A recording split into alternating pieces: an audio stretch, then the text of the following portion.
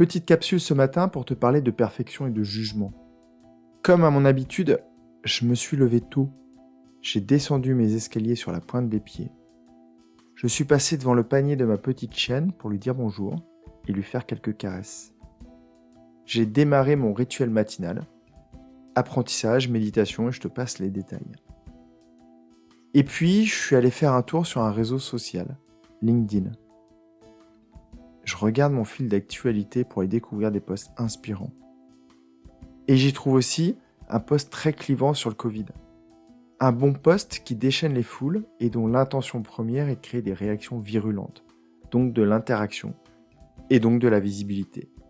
Ma petite voix s'est exclamée « Mais quel connard ce mec !»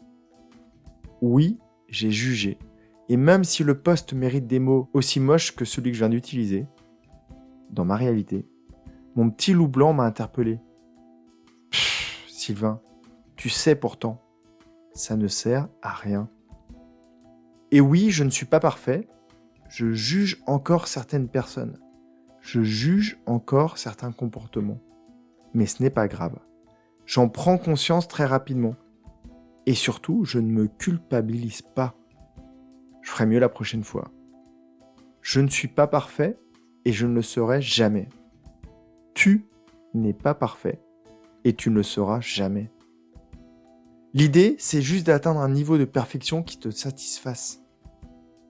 Si tu veux savoir les 4 grands avantages que je vois à ne pas juger ou à critiquer, les voici.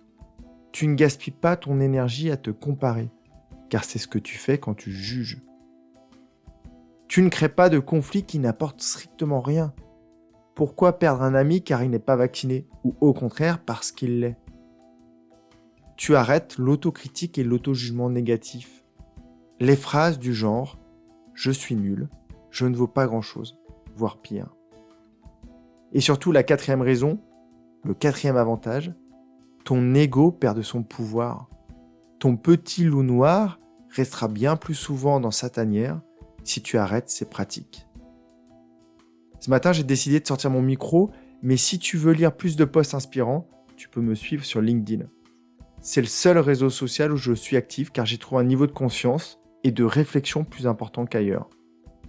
Passe un super dimanche en pleine conscience, à faire des choses qui te nourrissent et à passer des moments riches avec ceux que tu aimes. Et si jamais tu n'es pas accompagné, pose-toi la question.